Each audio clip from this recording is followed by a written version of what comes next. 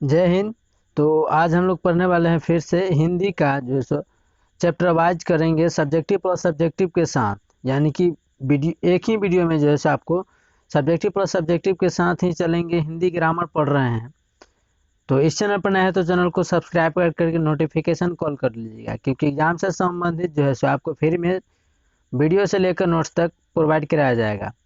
तो आप लोग वीडियो को ज़्यादा से ज़्यादा शेयर कीजिए अपने दोस्तों के साथ, और चैनल पर नए हैं तो चैनल को सब्सक्राइब कर लीजिएगा।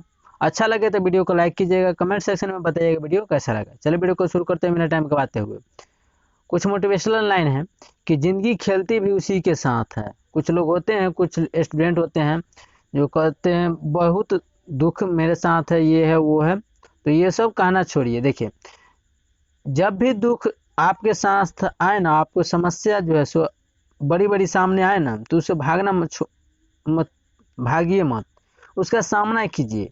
वो भी सोचेगा कि क्या ये आदमी है, मेरे मुझसे ही सामना करता है, और दुनिया में अनेकों ऐसे लोग हैं जो मुझसे भागा करते और एक ये इंसान है, तो आपसे वो हार जाएगा। दुनिया में जो चीज़ से भागिएगा ना, वो आपको पीछा ही करता रहेगा।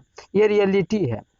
तो जिंदगी खेलती भी उसी के साथ है, जिंदगी खेलती भी उसी के साथ है जो खिलाड़ी बेहतरीन होता है। दर्द सबके एक से हैं, बोले पहले ही ये सभी भागता है समस्या से। तो दर्द सबके एक से हैं, मगर हौसले सबके अलग अलग हैं। ठीक है, हौसले सबके अलग अलग है। कोई हताश होकर बिखर जाता है, कोई उदास होकर बिखर जाता है, टूट जाता है, तो कोई संघर्ष करके निखर जाता है। तो आपको हताश होकर बिखरना नहीं है, टूटना नहीं है, आपको संघर्ष स्ट्रगल करके निखर जाना है। हीरा जितना घिसेगा वो उतना चमकेगा। ठीक है, जितना दिया जलेगा उतना रोशनी देगा। तो सोच लीजिए, आपको टूटना है, दिया की तरह बुताना है, या दिया की तरह रोशनी में। तो जितना लोहा धीपेगा वो उतना लाल दिखाई देगा। ठीक है, उतना ज़्यादा बिखरेगा। तो सोच लीजिए, आपको हताश होकर बिखरना है या संघर्ष करके निखर जाना है। समस्या आएगा ही, जिंदगी है तो समस्या आएगा ही। जिंदगी जीवन है तो ठंड गर्मी आएगा ही, तो महसूस करते झेल लीजिएगा, और झेलना ही है। ठीक है, हताश होकर बैठना नहीं और अपने दुख को कोसना नहीं है। चलिए, ये मोटिवेशनल था, क्योंकि कितना भी मोटिवेशनल वीडियो देख लीजिए, मोटिवेट तो खुद को अपने से ही करना होगा। नहीं तो अपने माता पिता का चेहरा देख लीजिएगा, क्या यही हम लोग को करना है, या माता पिता को एक नए से ज़िंदगी दिखाना है, एक नए खुशी लाना है। तो बस इससे ज़्यादा मोटिवेशनल हम यही मानते हैं कि अपने माता पिता से बढ़कर कोई मोटिवेशनल होता ही नहीं है दुनिया में। चलिए बिना टाइम गवाते हुए वीडियो को शुरू किया जाए। क्वेश्चन है, विशेष या विशेष्य किसे किसे कहते हैं, यानी विशेषण और विशेष्य। परिभाषा से पढ़ लेते हैं, उसके बाद समझा देंगे अपनी नॉर्मल भाषा में। जो शब्द संज्ञा या अथवा सर्वनाम की विशेषता बताता है या बतलाए, उन्हें क्या कहते हैं, तो विशेषण कहते हैं। नहीं समझ में आया होगा, चलिए ऐसे समझिए। जिसके बारे में, मानकर चलिए किसी लड़के के बारे में आप उसकी विशेषता एक दूसरे लड़के को बताते हैं। मानकर चलिए अपनी ही विशेषता दूसरों को बताते हैं, अपनी विशेषता अपने बारे में जो अच्छाइयाँ हैं वो दूसरों को बस बताते हैं, वही आपकी विशेषता बतलाता है, उन्हीं को तो विशेषण कहते हैं। ठीक है, काली गाय चरती है, काली गाय चरती है। काली शब्द गाय की विशेषता बतलाता है। काली शब्द जो है गाय की विशेषता बतलाता है। कैसे बतलाता है, तो गाय तो सभी के सभी है, लेकिन कोई उजली गाय है, कोई काली गाय है, कोई लाल गाय है, कोई ब्राउन गाय है। तो यह जो काली जो है हुआ ना, गाय तो सभी है, लेकिन काली गाय, बहुत सारे गाय चरती है, लेकिन उसमें से काली गाय जो है सो यह विशेषता बताता है कि काली गाय ही जो है सो चर रही है, बाकी सभी नहीं चर रही है। ठीक है, अतः काली विशेषण है। काली क्या है, तो जो विशेषता किसी के बारे में बताए वही विशेषण कहलाता है। एक और उदाहरण लीजिए, वह लड़का जो है सो पढ़ने में तेज है। पढ़ने में तेज है कैसे, आप मान कर चलिए उसके साथ रहे होंगे, वो कुछ भी एक ही बार में याद कर लेता है। वो तेज उसी को न कहते हैं जो एक बार में याद कर लेता है। और देखिए, तेज वो भी नहीं, तेज आप भी हैं। फर्क कितना है कि वो ईमानदारी पूर्वक गुरु का कहे हुए मानता है, वो जानता है कि हमको करना क्या है। सिर्फ स्टूडेंट का सबसे बड़ा काम है तो वो है पढ़ाई। माता पिता का काम सबसे बड़ा है तो वो परिवार संभालना, वो कैसे भी संभाल सकते हैं। तो जब माता पिता किसी हालत में हमें संभाल रहे हैं, हमें पाल रहे हैं, तो हमको भी तो फर्ज बनता है कि हमें कुछ भी हो, हमारा काम यानी हमारा जो है काम पढ़ाई वो करना चाहिए। लेकिन कुछ लोग हैं जो दुख को कोसने लगते हैं, ये है वह है। देखिए बहाना बनाने के लिए तो बहुत सारे उपाय हैं, ठीक है। तो विशेषण वही है जो किसी चीज को बारे में बताया जाए, वही विशेषण है। मान कर चलिए आप लोग को दोस्तों में बात कीजिएगा कि एग्जामिनेशन मास्टर बाय डी के यूट्यूब चैनल काफ़ी अच्छा है कि हमारी ही भाषा में जो है सो सर समझाते हैं। तो ये अपना ये YouTube channel examination master bye D के क्या बताए, विशेषता बताएं, तो यही जो है विशेषण कहलाता है। समझ गए होंगे, चलिए क्लियर है। चलिए नेक्स्ट है कि विशेषण के भेद। अब इसका भेद क्या होता है इसके भी समझा देते हैं, पहले परिभाषा देख लें। संख्यावाचक, परिमाणवाचक, गुणवाचक, सर्वनामिक, ये सब क्या है, तो विशेषण के भेद। संज्ञा या सर्वनाम की संख्या, परिमाण या गुण बतलाने वाले। सर्वनाम की संख्या या परिमाण या गुण बतलाने वाले शब्द क्रमशः संख्यावाचक और परिमाणवाचक या गुणवाचक सर्वनाम कहलाते हैं। नहीं समझ में आया, चलिए और संख्यावाचक, परिमाणवाचक, गुणवाचक और सर्वनामिक क्या है, तो संज्ञा या सर्वनाम की संख्या, संज्ञा या सर्वनाम की संख्या, परिमाण गुण बतलाने वाले शब्द, जो शब्द ऐसा हो जो सर्वनाम की संख्या बतलाए कितना है, उसका परिमाण या गुण बतलाए कि यह गुण उसका कैसा है। यह शब्द संख्यावाचक, परिमाणवाचक या गुणवाचक जो है यह सर्वनाम कहलाता है। जिस सर्वनाम का प्रयोग विशेषण के रूप में होता है उसे सार्वनामिक विशेषण कहते हैं। जिस सर्वनाम का प्रयोग विशेषण के रूप में होता है उसे सार्वनामिक विशेषण कहते हैं। और ये सर्वनाम भी होते हैं, ये क्या सब ही होते हैं, तो ये सर्वनाम होते हैं। नेक्स्ट है कि विशेष्य। तो इसका विशेष्य क्या है, तो जिस शब्द की विशेषता बतलाई जाती है उसे विशेष्य कहते हैं। तो जिस शब्द की विशेषता बतलाई जाती है, उसके बारे में अच्छाइयाँ बतलाई जाती है, उसमें क्या अच्छाइयाँ है, उसका क्या लक्षण है, क्या गुण है, वही क्या है, तो विशेष्य है। नहीं कहता है उसके बारे में विशेष अब ज़्यादा नहीं बताओ। मान के चलिए किसी के बारे में बता रहे होते हैं तो कुछ होता है कि चिढ़ जाता है, उसकी विशेषता से कुछ जलन टाइप का होने लगता है, तो कहता नहीं एक बार अब बस करो, उसके बारे में ज़्यादा नहीं बतलाओ, ठीक है, बहुत हो गया वो, ठीक है। तो ऐसी कोई किसी के बारे में एक से ज़्यादा विशेषता बताए वही विशेष्य है। तो क्लियर है कि यहाँ तक समझ रहे होंगे। चले नेक्स्ट है कि नेक्स्ट है ईर्ष्या या ईर्ष्यालु, यानी कि उसी को कहते हैं जलन, या ओज या ओजस्वी, औरत या औरताना, या अचल या आंचलिक। कलेश है, ये तो वीडियो को रोक करके पढ़ लीजिएगा, ठीक है, तो वीडियो लंबा हो जाएगा तो फिर इरिटेट सा महसूस होने लगता है। नेक्स्ट है क्रिया। तो आज का हमारा ये टॉपिक था, ये तो पिछला टॉपिक बचा हुआ था, तो पिछला वीडियो नहीं देखे तो आप लोग देख लीजिएगा, क्योंकि सभी का सब्जेक्ट का जो है सो आपको प्लेलिस्ट बना हुआ है, तो आप प्लेलिस्ट जरूर चेक कीजिएगा। वहाँ से बुक से लेकर गेस तक, गाइड तक, सभी का अलग अलग फॉर्म में ऑब्जेक्टिव से लेकर सब्जेक्टिव तक तैयार कराया गया है, तो आप लोग जरूर देख लीजिएगा। तो आज का टॉपिक है मेरा क्रिया। क्या है, क्रिया किसे कहते हैं, क्रिया होता क्या है, चलिए समझते हैं। जिस किसी शब्द से किसी काम का करना या होना प्रकट हो। कोई ऐसा शब्द लिखा हुआ है या बोला जाए जिससे कि किसी काम का करना यानी कि काम किया गया हो या होना प्रकट, उसे पता चल जाए कि कोई, मान कर चलिए कोई काम किया जा रहा है या किया गया हो और कहीं लिख दिया गया है, उसे पता चल जाए कि यह काम हो गया है, तो उसे ही क्रिया कहते हैं। जिस किसी शब्द से किसी काम करना या होना का प्रकट हो उसे क्रिया कहते हैं। उदाहरण में है खाना। खाना क्या है, पीना, ये सब क्या है, तो प्रकट हो रहा है कि खाना है या पीना है। खाना को हम पी नहीं सकते और पीना को खा नहीं सकते, तो प्रकट हो रहा है ना, ये पीने वाला है और खाने वाला है। रोना, हंसना, कूदना, बैठना, उठना, ये सब प्रकट कर रहा है कि ये बैठ रहा है, उठ रहा है, कूद रहा है, हंस रहा है, रोना है, पीना है, खाना है, ये सब प्रकट कर रहा है। तो जो शब्द प्रकट करे कि क्या वो कर रहा है वही क्रिया है या हो गया है। आई होप ये भी समझ गएंगे। चलिए नेक्स्ट है, यहाँ तक क्लियर है। तो क्रिया होता है कितना प्रकार के है, तो क्रिया 2 प्रकार के है। तो क्रिया समझ गए हैं कि जो काम हो गया हो या जिस शब्द जो काम हो गया हो वह प्रकट कर रहा हो कि यह काम हो गया है, वो क्या गया हंस रहा है, तो ये काम क्या हो गया या हो रहा है, तो ये क्या है क्रिया है। तो क्रिया भी 2 प्रकार का होता है। कितने प्रकार का होता है, तो 2 प्रकार का होता है। पहला है सकर्मक क्रिया, उसके बाद है अकर्मक क्रिया। तो बारी बारी से पढ़ेंगे। तो सकर्मक क्रिया आपको डाउट क्वेश्चन उठेगा कि सकर्मक क्रिया किसे कहते हैं सर आप।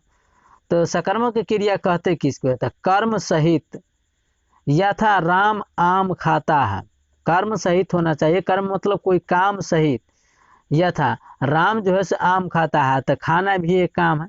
तो राम आम खाता है, इसमें खाता सकर्मक क्रिया है, क्योंकि इसका फल आम पर पड़ता है, कि इसका फल जो है आम पर पड़ता है। तो ये भी समझ गए यहाँ तक के लिए है। चलिए नेक्स्ट है कि अकर्मक क्रिया किसे कहे, कर्म रहित। यहाँ है कर्म सहित यानी कि काम सहित, यहाँ है कर्म रहित यानी में काम नहीं।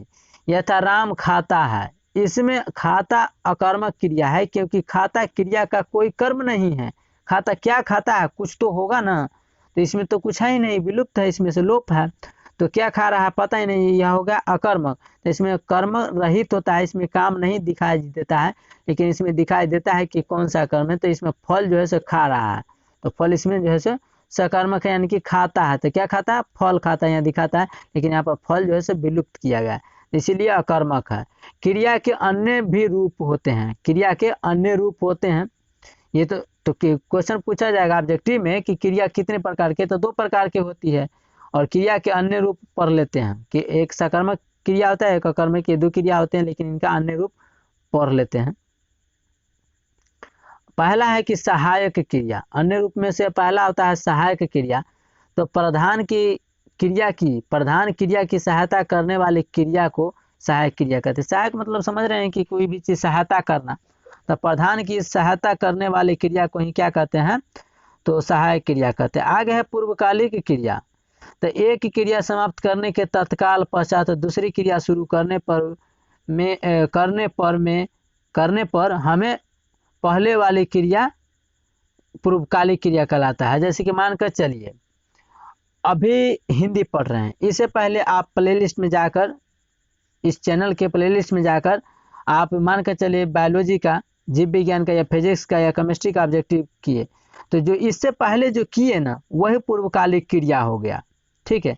उसके बाद है द्विकर्मक क्रिया, उसके बाद आता है द्विकर्मक क्रिया। तो द्विकर्मक क्रिया जिसमें 2 कर्म होता हो, जिसमें 2 कर्म होता हो, जिसमें 2 काम एक साथ किया जा रहा है, वही द्विकर्मक क्रिया है। इसी से आप लोग थोड़ा सा समझिए ध्यान से कि समझ में आ जाएगा। उसके बाद है प्रेरणार्थक। प्रेरणार्थक मतलब किसी काम को करने के लिए उसको प्रेरणा दिया जाता है कि ये करो। तो चलिए इसको पढ़ते हैं। जिस क्रिया से यह पता चले कि कर्ता स्वयं यानी कि करने वाला, कर्ता मतलब क्या, करने वाला स्वयं यानी कि खुद कार्य न कर दूसरे से करवाता है। प्रेरणार्थक क्रिया का मतलब होता है, मान के चलिए देखिए दादाजी या पिताजी को किसी काम करवाना होता है तो पहले प्यार से बुलाते हैं, बुआ इधर आओ, इधर आता है, फिर कहते हैं कि तुमको ये खरीदेंगे, वो खरीदेंगे, ये काम करोगे, या स्कूल जाओ, तुम आओगे तो साइकिल खरीदेंगे, पैसा देंगे, चॉकलेट लाएंगे, ये से।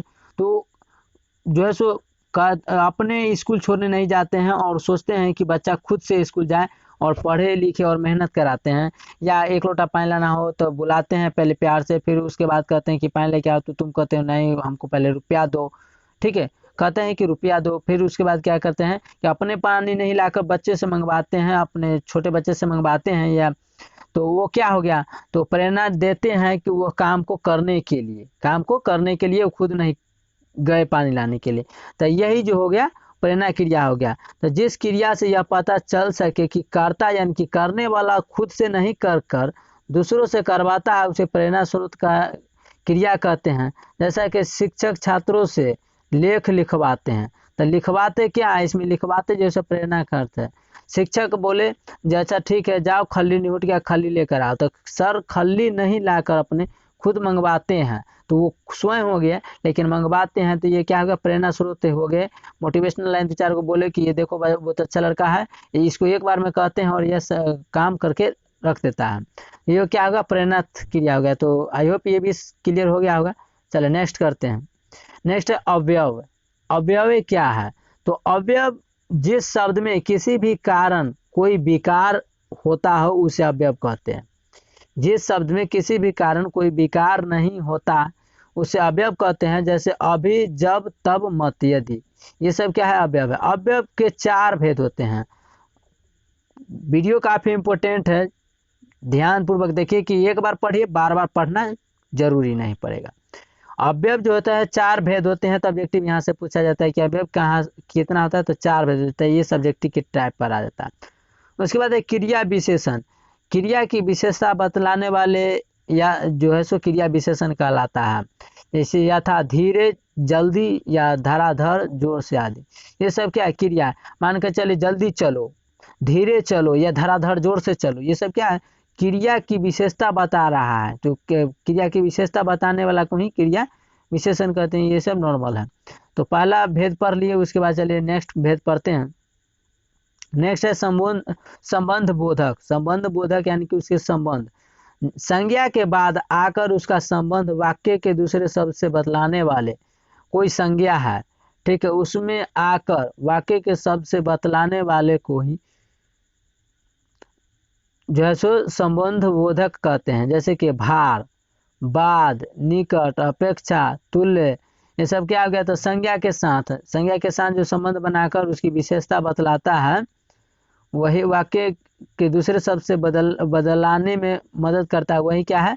संबंध बोधक। जैसे कि भार हो गया, बाद हो गया, निकट हो गया, अपेक्षा हो गया। नेक्स्ट है समुच्चय बोधक, यानी कि समुच्चय एक ही बार में, संबंध मतलब बताता है एक दूसरे का संबंध, रिलेशन, और उसके बाद और वह अपना जैसे दूरी समाप्त कर लेता है। उसके बाद समुच्चय, समुच्चय मतलब इकट्ठे जिसको बोलते हैं। एक वाक्य या शब्द का संबंध दूसरे वाक्य से बतलाने वाले शब्द को ही संबंध समुच्चय बोधक कहते हैं। एक ही बार में मान कर चले 2-4 दोस्त खड़े थे वहाँ पर, और एक ही बार में बोला है कि जरा ये सभी के यहाँ, तो सभी क्या हो गया? ये समुच्चय हो गया। जैसे कि न, या, क्योंकि, इसलिए, परंतु, लेकिन, बल्कि, मगर, अतएव, ये, सो आदि, ये सब क्या हो गया? समुच्चय बोधक का उदाहरण हो गया। नेक्स्ट है चौथा है कि विस्मयधि बोधक। विस्मयधि बोधक, तो 4 भेद होता था इसका क्रिया का। तो ये पहला चौथा है कि विस्मयधि बोधक। हर्ष, शोक, आश्चर्य, आश्चर्य मतलब एकाएक कोई भी चीज, अचानक, आदि भाव बतलाने वाले शब्द को ही क्या कहते हैं? विस्मयधि बोधक। तो अचानक कोई भी चीज हो, खुशी हो या दुखी का, जो अचानक भाव प्रकट करता हो, फीलिंग जगाता हो, वही क्या हो गया? विस्मयधि बोधक हो गया। जैसे कि कोई भी चीज को सोच भी नहीं रहते हैं, मान कर चलिए अभी काफी सारे को जो है सो स्टूडेंट का सबसे प्यारा जो है सो मोबाइल लगता है, फोन लगता है। मान कर चलिए आप सोचे भी नहीं होंगे और एकाएक आपको आईफोन पापा दे दे कि बेटा अब तुम आईफोन पर पढ़ो या लैपटॉप पर पढ़ो, तो एक बार खुशी हो गया। ये क्या हो गया? आश्चर्य हो गया कि हम सोचे भी नहीं तो हाँ, और पापा ये हमारे साथ हमारे लिए लाए हैं। तो ये क्या हो गया? विस्मयधि बोधक हो गया। तो आप लाइफ से, जीवन से रिलेट करके पढ़िए। पढ़ाई कोई भारी चीज़ नहीं है, और हिंदी तो एक क्या है? सब्जेक्ट है या लैंग्वेज है, कमेंट सेक्शन में बताइएगा। और इंग्लिश सब्जेक्ट या लैंग्वेज है यानी भाषा है, तो कमेंट सेक्शन में बताइएगा आप लोग ज़रूर। और जो भी आए आंसर कमेंट्स में लिखना जरूर, क्योंकि लिखने से आपको काफ़ी समय तक याद रहता है, ठीक है। और बोल बोल कर पढ़िएगा। और नोट्स चाहिए तो इस वीडियो के डिस्क्रिप्शन में मेरा सोशल मीडिया का लिंक देगा, या इंस्टाग्राम और टेलीग्राम। एग्जाम से संबंधित या किसी भी तरह का डाउट हो, पढ़ाई से संबंधित, स्टडी से संबंधित, तो आप हमसे इंस्टाग्राम अध्ययन से एग्जामिनेशन मास्टर बाई डी के ज्वाइन कर, सर्च करके ज्वाइन कर सकते हैं, फॉलो कर सकते हैं। टेलीग्राम या इंस्टाग्राम या फेसबुक। तो नेक्स्ट है प्रमुख निपात। क्या है? प्रमुख निपात है, प्रमुख निपात है।